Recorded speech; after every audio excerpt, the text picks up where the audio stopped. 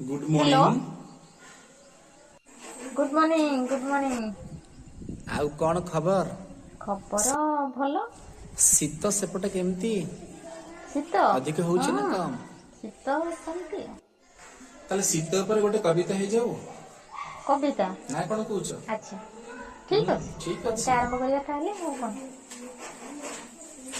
ନାଇଁ ନାଇଁ, ନା ପ୍ରଥମେ କଣ ତୁମେ କହୁଛ? ଆରମ୍ଭ କର। ଠିକ ଅଛି।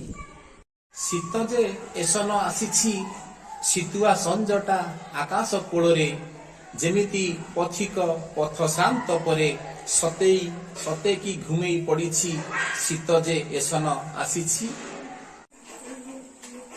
ମୋର ପ୍ରଥମ ଲାଇନ୍, ଶୀତ ଯେ ଏସନ ଆସିଛି, ଶୀତ ଯେ ଏସନ ଆସିଛି, ଆରତି କିଶୋରର କିଛି କିଛି କଥା ଏବେ ପୁଣି ମନେ ପଡ଼ୁଛି। ବୋଉ ଝଟି ଚିତା ବଣଭୋଜି କଥା, ଉଷୁମ ସ୍ୱପ୍ନରୁ କିଛି, ଶୀତ ଯେ ଏସନ ଆସିଛି, ଶୀତ ଯେ ଏସନ ଆସିଛି।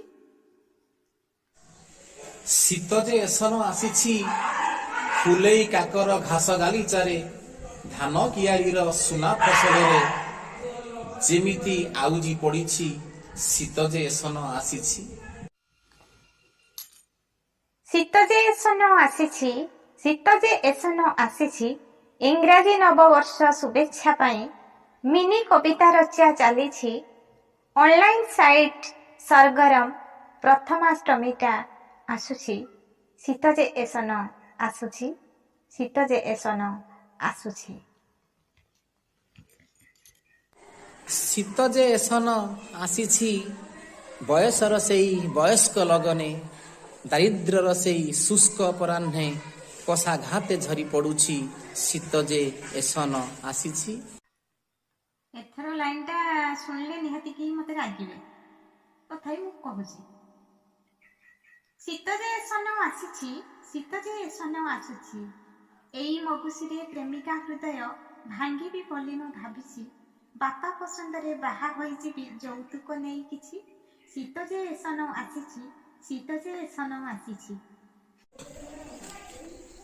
ଶୀତ ଯେ ଏସନ ଆସିଛି, ମୋ ପ୍ରିୟା ହାତର ଉଷୁମ ସ୍ପର୍ଶରେ, ମୋ ପ୍ରିୟା ଓଠର ନରମ ଛୁଆଁରେ, ମୋତେ ଟିକେ ଟିକେ ଛୁଇଁଛି, ଶୀତ ଯେ ଏସନ ଆସିଛି। ଆରେ ବାଃ, ଖୁବ ସୁନ୍ଦର ହେଲା ତ। ଏବେ ଦର୍ଶକ ମାନଙ୍କୁ କିଛି କହିବା।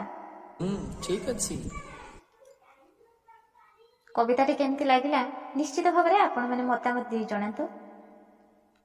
ପୁଣି ଦେଖାହେବ ଆଉ ଏକ ଅଧ୍ୟାୟରେ। ନମସ୍କାର। ଆଉ ହଁ, ମୋର ଏକ ଗପର ଲିଙ୍କ ଡେସ୍କ୍ରିପସନ୍ ବକ୍ସରେ ଦିଆଯାଇଛି। ଆପଣମାନେ ଯାଇ ଗପଟିକୁ ଶୁଣିପାରିବେ, ଭିଜୁଆଲ ଦେଖି ବି ପାରିବେ। କେମିତି ଲାଗିଲା ଜଣାଇବେ ଏବଂ ମୋ ଚ୍ୟାନେଲକୁ ସବସ୍କ୍ରାଇବ୍ କରିବେ।